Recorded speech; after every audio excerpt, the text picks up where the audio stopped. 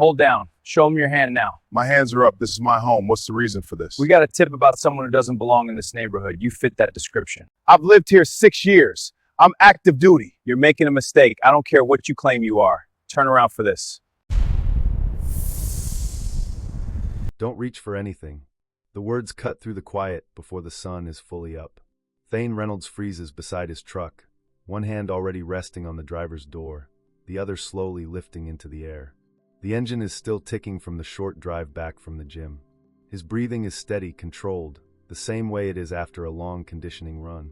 2 ICE agents move up his driveway fast. Dark jackets, hands near their belts. One stays behind him. The other steps in close enough that Thane can see the tension in his jaw. My hands are up, Thane says evenly. I'm not reaching. Step away from the vehicle. He does. One slow step back, then another. He keeps his palms open and visible. He's 6'2", solid build, the kind of frame that draws attention even when he's standing still. He knows that. He also knows how quickly a situation can go wrong when someone feels threatened. It's 5:07 a.m. The street is quiet.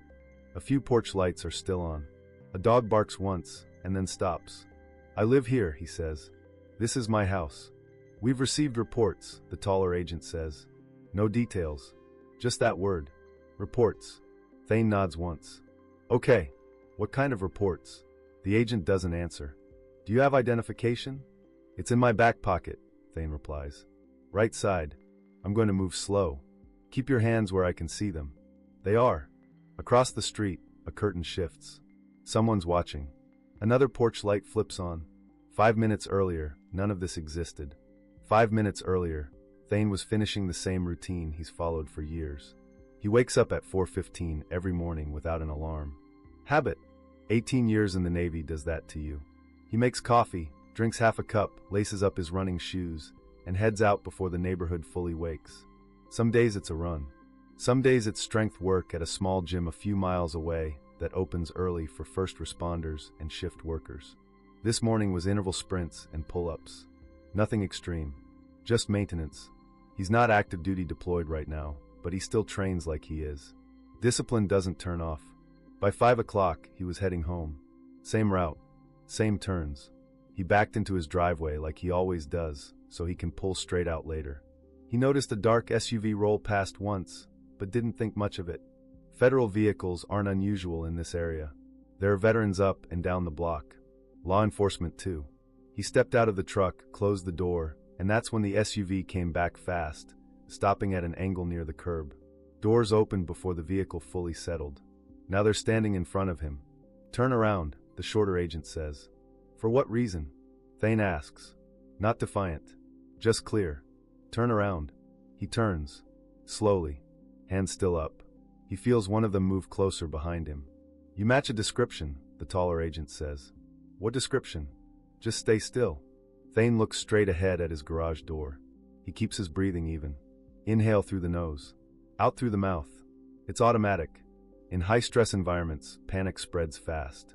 Calm spreads faster if you control it. He's been in situations where people were actually trying to hurt him. This doesn't feel like that. This feels like something else. Like a mistake that's already halfway committed. A door opens down the street. He hears a voice. What's going on? Stay inside, ma'am. One of the agents calls out without looking. Thane knows most of the people on this block. He moved in 6 years ago after his last major deployment. Quiet neighborhood. Families. Retirees. He keeps to himself mostly. Mows his lawn. Helps the older couple next door carry groceries when they need it. Coaches a youth fitness group on weekends at the community center. Nothing dramatic. He built a small security consulting business after transitioning from full-time active deployment cycles. It keeps him busy. It's legitimate, licensed, above board. He pays his taxes. Files everything on time. He's careful about paperwork. Always has been. Sir, he says again, still facing forward. My ID is in my right back pocket. I'm going to need to reach for it. Don't move. You asked for identification. The taller agent steps around, so he's back in Thane's line of sight. We'll retrieve it. Okay, Thane replies. A hand pats down his right side. Professional but rushed. The wallet is pulled free. Thane keeps his eyes forward. He doesn't narrate. He doesn't argue. He knows sudden movements, raised voices, or sarcasm would only escalate this. The agent flips open the wallet. There's a pause. "Stay still," the shorter one says again, though Thane hasn't shifted an inch. The taller agent studies the contents longer than necessary.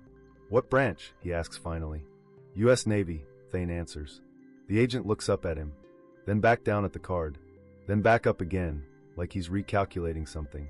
"You active?" "Reserve status right now," Thane says. 18 years total service. There's another silence. Not long, but long enough to feel different from the earlier tension. Behind them, a phone is clearly visible now, held up at chest height by someone across the street. Recording. The shorter agent lowers his voice slightly. "Why were you backing into the driveway?" "That's how I park," Thane says. "Why so early?" "I work out before the day starts." "What do you do?" "I run a security consulting business." The questions come quick, clipped. They're fishing for something that justifies the stop. "Sir," Thane says calmly, "am I being detained?" The taller agent closes the wallet, but doesn't hand it back yet. "We received an anonymous tip about suspicious activity at this address." "What kind of activity?"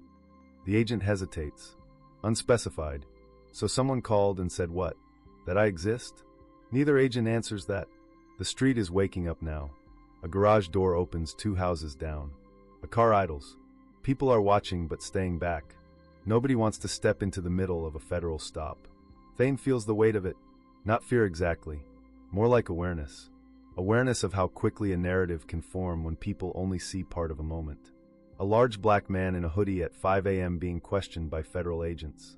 That image sticks before context catches up. "I've lived here 6 years, he says evenly. "You can check the property records. My name is on the deed." The taller agent nods once but doesn't commit to anything. He pulls out a phone, steps aside, and makes a quick call. Low voice. Few words. The shorter agent stays near Thane. Still alert. Still cautious. "You understand why this looks unusual," the agent says. "Help me understand," Thane replies. "Anonymous tips have to be followed up." "I get that," Thane says. "But you didn't knock. You rushed." The agent doesn't respond. The taller one returns. His posture has shifted. Not relaxed, but less aggressive. "Mr. Reynolds," he says, using his last name now. "We're going to verify a few things." "That's fine," Thane says. "That's all I've been asking." The wallet is handed back. The agents step away just enough to create space but not distance. They run his name through their system. Check the address. Cross-reference. It doesn't take long. The taller agent clears his throat. Everything checks out. Thane nods once. "I figured it would." There's no apology yet. Just a change in tone. "You understand we have to respond to calls," the agent says. "I understand responding," Thane replies. "I don't understand assuming." That lands. The shorter agent glances at the neighbors still watching. "You're free to go," he says. Thane doesn't move immediately. He looks at both of them. Not angry. Not loud. Just steady. "For future reference," he says. A knock would have worked. The taller agent gives a tight nod. "We'll note that." They walk back to their SUV. Doors close. Engine starts. The vehicle pulls away slower than it arrived. The street stays quiet for a moment after they're gone. Like everyone is waiting to see what happens next. Thane lowers his hands fully. Rolls his shoulders once to release the tension he never showed. He walks to his garage, punches in the code, and lifts the door. Across the street, someone calls out, "You okay?" He looks over and nods. "Yeah, I'm good." It's true. Physically, he's fine. No cuffs. No arrest. No charges. But something shifted. He grabs his gym bag from the truck and heads inside. The day isn't even 5:30 yet. In less than 3 minutes, a normal morning turned into a federal stop based on an unnamed report. No warrant. No prior verification. Just an assumption that needed to be tested in public. Inside the house, the coffee is still warm in the kitchen. His phone buzzes with a notification from the gym group chat about Saturday training. Life moving forward like nothing happened. But outside, at least 3 neighbors now have video on their phones. And somewhere, an anonymous caller believes they were right to dial a number because something felt off. Thane sets his wallet on the counter and looks at the DOD ID card for a second before sliding it back in. 18 years of service. Multiple deployments. Commendations. Sacrifice. None of that was visible at 5:07 a.m. What was visible was a man in a driveway someone decided didn't belong. He exhales once, slow and controlled. Then he starts his day. The black SUV jumped the curb before the engine fully cut off. Thane had just stepped out of his truck when the first door flew open. Then the second. Boots hit pavement fast. No knock. No greeting. Just movement. Hands up. Right now. He didn't argue. His hands went up immediately, palms open. The driver's door of his truck was still wide open behind him. "What's going on?" he asked, steady but clear. "Step away from the vehicle." He took 2 slow steps back into the middle of his driveway. The early morning air was still cool. The sun wasn't fully up yet. No sirens. No flashing lights. Just the sound of their doors slamming shut behind them. The taller agent moved in close, stopping a few feet away. The second agent circled slightly to Thane's left, positioning himself like this was a felony stop. "Keep your hands where I can see them." "They're up," Thane said. "I'm not reaching." His heart rate ticked up, but his face didn't show it. He had trained for high-pressure situations most of his adult life. You control your breathing. You slow your movements. You give no one a reason to escalate. "We received information about you," the taller agent said. "What kind of information?" Thane asked. "Just stay still." There was no badge shown yet. No warrant mentioned. No explanation beyond that single word, information. A porch light flicked on across the street. A front door opened halfway. Someone was watching. Thane kept his posture straight, but relaxed. His hoodie was damp from his workout. His keys were still in his right hand, hanging loose between 2 fingers. He slowly let them drop to the ground, so no one could mistake them for anything else. The second agent noticed. "Good. Don't move." "I'm not," Thane replied. The SUV sat angled near the curb, engine still running. It looked rushed, like they didn't plan to be there long, or like they expected resistance. "Turn around," the taller one ordered. "For what reason?" Thane asked. "Turn around." He did. Slowly. Hands still high. He felt the agent step closer behind him, close enough that he could hear his breathing. "Are you detaining me?" Thane asked. No answer. The agent behind him shifted his weight, ready to grab if needed.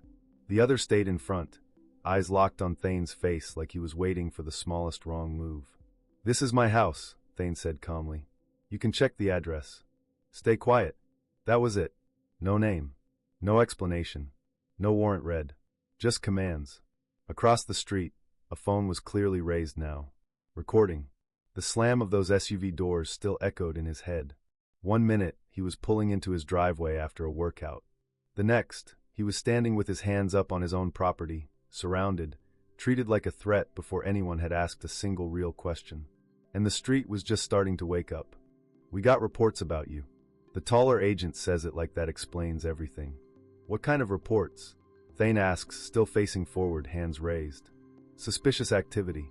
"That's not specific," Thane replies. "Don't play smart," the agent shoots back. "ID now." "It's in my back right pocket," Thane says calmly. "I'm going to reach slowly." "Don't reach for anything. You just asked for my ID." The shorter agent steps closer behind him. "We'll get it." A hand pats him down quickly, not rough but firm enough to make the point. The wallet is pulled out. Thane keeps his breathing steady. In through his nose, out through his mouth. He focuses on staying controlled. Across the street, someone whispers. What did he do? He hears it. He pretends he doesn't. The taller agent flips open the wallet. "You live here?" he asks without looking up. "Yes." "You sure about that?" Thane turns his head slightly. "I'm standing in my driveway." "Face forward." He does. "We received a call about a male matching your description casing vehicles in this area," the agent says. "At 5 in the morning, after a workout." Thane asks. "Answer what you're asked." "I just did." The agent exhales sharply, clearly annoyed. "You think this is funny?" "No, sir. I don't." The mocking edge is there now. Not loud, but present. Like they've already decided how this looks. "You people always say the same thing," the shorter agent mutters under his breath. Thane hears that too. "Am I being detained?" Thane asks, steady. "Yes," the taller agent says. "Until we sort this out." "On what basis?" "On the basis that we said so." That hangs in the air. The street is more awake now. A car slows as it passes. Another phone is visible. No one steps in. They're just watching. The agent continues flipping through the wallet. Credit cards, business card, driver's license. "Security consultant," he reads. "That's convenient." "It's my business," Thane says. Uh-huh. There's a tone to that. Dismissive. Like it confirms something instead of clarifying it. You were seen going up and down this block, the agent continues. I live on this block, Thane says. I run here every morning. Running, the agent repeats, skeptical. In a hoodie. It's 5 a.m. The shorter agent steps closer again. You understand how this looks, right? No, Thane says honestly. I don't. To us, it looks like someone who doesn't belong here. That lands heavier than the rest. Thane stays quiet for a second. I've lived here 6 years. Sure you have. The taller agent closes the wallet halfway, but keeps hold of it.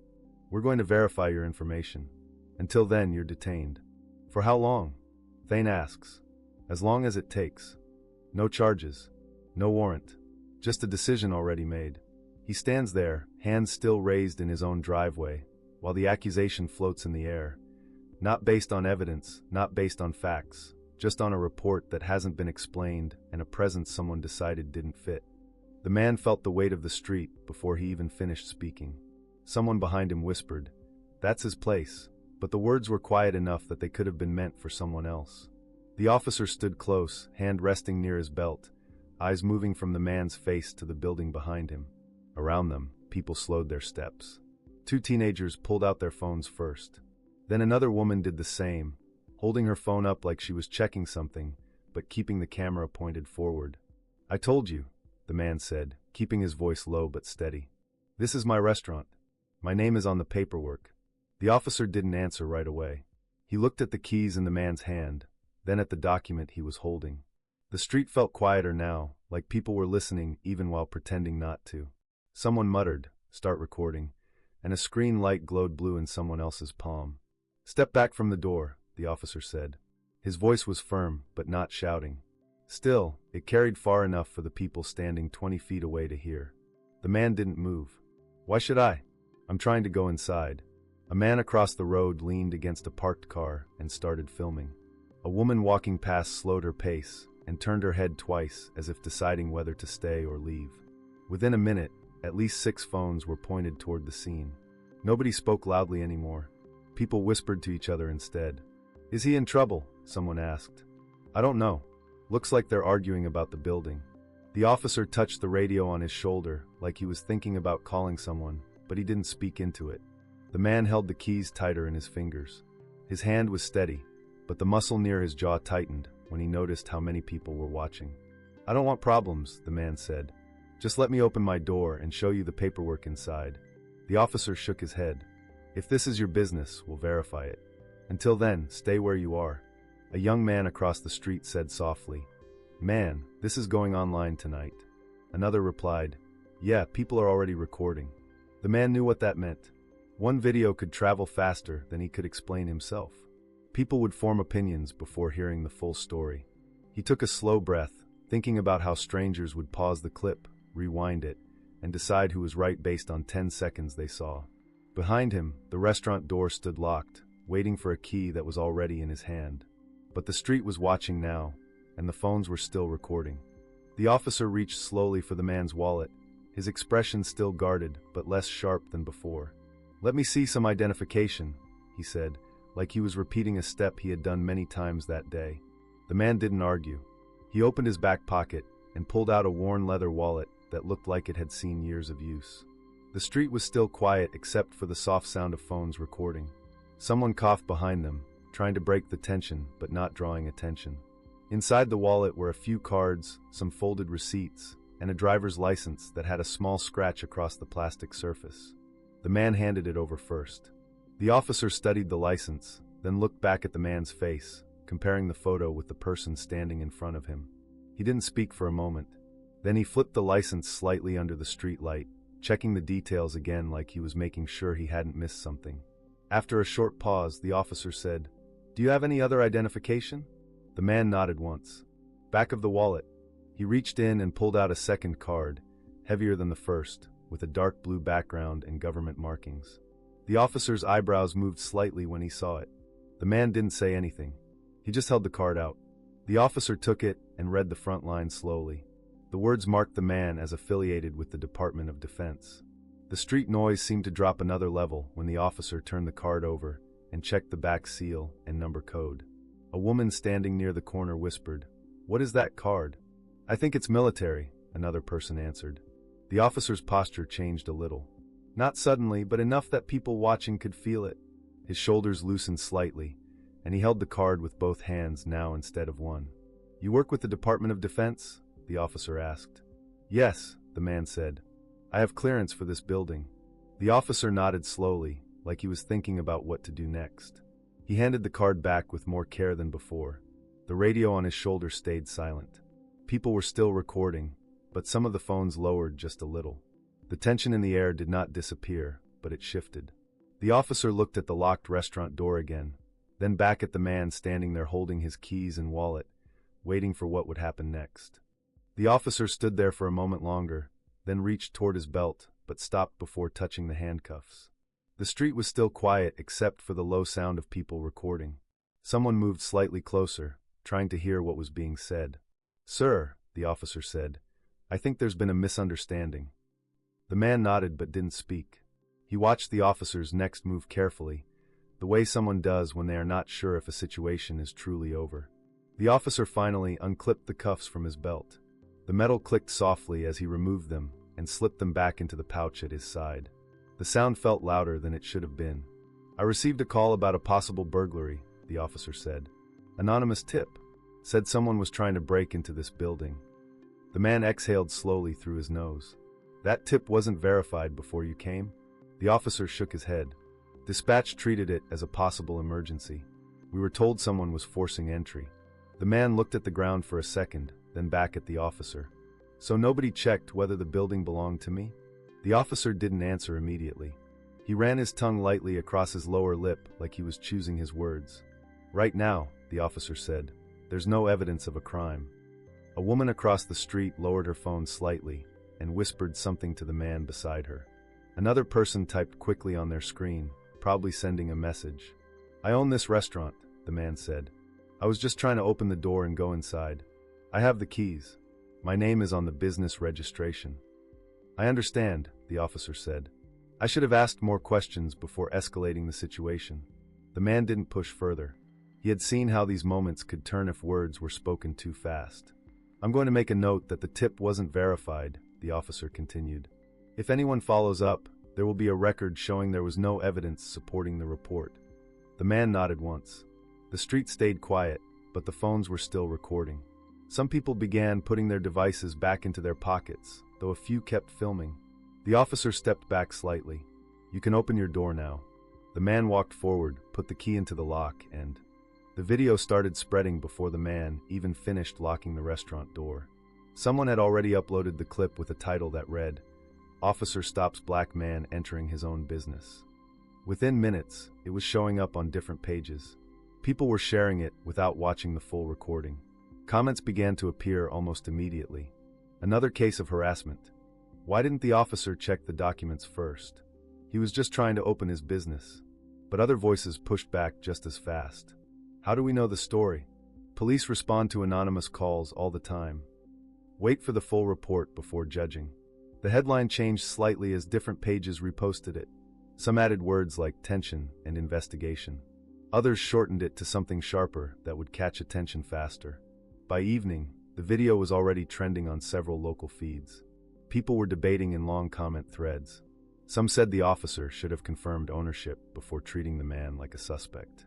Others argued that responding to a burglary tip was part of the job. One man wrote, "If someone calls and says a building is being broken into, you go check it. That's public safety." A woman replied under his comment, "Yes, but you don't cuff someone who is showing you keys and paperwork." The argument kept going like that, back and forth, without anyone fully agreeing. News pages picked up the story and used screenshots from the video. They added short summaries saying an investigation was possible, but that no crime had been confirmed. People who watched only the first 10 seconds of the clip thought the man was being arrested. Others who watched the full 3 minutes noticed the moment the officer returned the identification card. Some viewers pointed out that anonymous tips sometimes turn out to be wrong. Others said anonymous reports should be treated carefully before anyone is approached aggressively. By night, the comment sections were filled with strangers trying to decide what they believed. Some defended the officer's response. Some said the situation should never have escalated. The man himself did not post anything online. He was inside the restaurant, turning on the lights and checking the inside like he was making sure everything was still where he left it. His phone stayed on the counter, silent except for the notifications that kept coming in. The report reached the department before the next morning's shift started. Someone inside Internal Affairs had already opened the file, reading the complaint summary twice because the situation was gaining public attention online. The officer who responded to the call was listed as acting on an anonymous burglary tip, not on confirmed criminal activity. The internal review team checked the dispatch log. The call was marked as a possible emergency, but there was no follow-up verification showing ownership of the building before the confrontation began. The supervisor noted that the responding officer did not request registration records from the system before attempting to question the man in front of the restaurant. The officer involved was called in for a statement later that day. He sat across from an investigator and explained that he was responding to what he believed was a real-time burglary report. He said the street situation looked suspicious because someone was trying to unlock a closed building, and he followed the standard response protocol he had been trained to follow. "What about the identification presented on scene?" the investigator asked. "The man gave me a driver's license and another government card," the officer said. "At that time, I should have paused and verified ownership records before moving toward detention." The report did not find evidence that the officer acted with personal bias, but it did state that the escalation happened too quickly given the documents shown. The department's policy review team began discussing changes to how anonymous tips were handled. One proposal required dispatch operators to ask additional screening questions before sending patrol units to suspected property crimes. Another recommendation suggested that officers arriving on scene should check public or registered ownership databases when the person claiming access provides identification and keys. The department also opened a disciplinary review, not necessarily to punish the officer, but to evaluate whether procedure was followed correctly. The goal, according to the internal memo, was to decide whether training adjustments were needed rather than immediately assigning blame. By afternoon, the department released a short statement saying the incident was under review and that preliminary findings showed no confirmed criminal activity had occurred. Some officers privately said the situation was a reminder that speed and certainty do not always move together in field response. The policy committee scheduled another meeting to discuss how to balance public safety calls with verification steps that could prevent similar encounters in the future. The man recorded a short video inside his restaurant later that night. He spoke slowly because he wanted every word to be clear. He said people were asking him what he thought about the incident, and he didn't want the conversation to become something it was not. "This isn't about who I am," he said, standing beside the counter where he usually prepared for the evening crowd. The camera was steady because he placed his phone against a small box to keep it from shaking. "It's about what happens when you decide someone doesn't belong before you know the facts." He paused for a second, like he was thinking about how to explain it without sounding angry. "I don't blame the officer personally," he continued. He was responding to a call he believed was real. "But when I showed my keys, my documents, and my identification, the situation should have slowed down." He ran one hand across the top of the counter like he was organizing his thoughts. "I have worked hard to build this business. I carry the keys because I open this door almost every morning. That moment outside the building was not just about me being questioned. It was about how quickly a person can be placed in a category before facts are checked." He said he understood why anonymous reports exist. People sometimes need a way to report danger without fear. But he added that anonymous information should not automatically turn into immediate confrontation without basic verification when the situation allows it. "I was standing there with proof in my hand," he said, "and for a few minutes, it felt like the proof didn't matter." His voice stayed calm. There was no shouting, no anger, just careful breathing between sentences. "I want people to think about this," he said. "If a stranger points at you and says you don't belong somewhere, what should protect you is not just your explanation, but a system that checks the truth before acting." He finished the video by saying he hoped the story would not turn into arguments about sides. He said he wanted it to be a conversation about fairness, response procedures, and the difference between suspicion and confirmation. Then he turned off the camera, picked up the phone again, and checked the notifications that were still coming in. Months later, the man parked the same truck in front of the restaurant and sat for a moment before stepping out. The street looked the same, though the air felt lighter now when he walked toward the building. He held his keys in his right hand, but didn't rush to use them. He just stood there for a few seconds, watching people pass by like any other evening. No police car was waiting this time. No officer stood near the entrance asking questions. Just the normal noise of traffic and someone talking on the phone while walking past the corner store. A boy rode a bicycle across the street without slowing down, the way children do when they are comfortable where they are. The man unlocked the door and pushed it open. The familiar small sound the lock made had never changed. Inside, he turned on the lights one by one and checked the dining area like he always did after arriving. He thought about how strange it was that a place could feel both ordinary and important at the same time. The restaurant was still his. The paperwork was still filed. Nothing about the business had changed except the attention it received after the incident.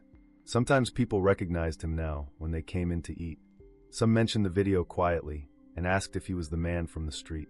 He would nod and then ask what they wanted to order, letting the conversation move somewhere else. He had spoken to the officer once after the review was finished. The conversation was brief. The officer said he was sorry that the situation escalated quickly. The man said he understood that mistakes happen when decisions are made under pressure. Nothing dramatic followed that conversation. No public apology video. No court case. Just two people accepting that the moment had happened and was now part of their history.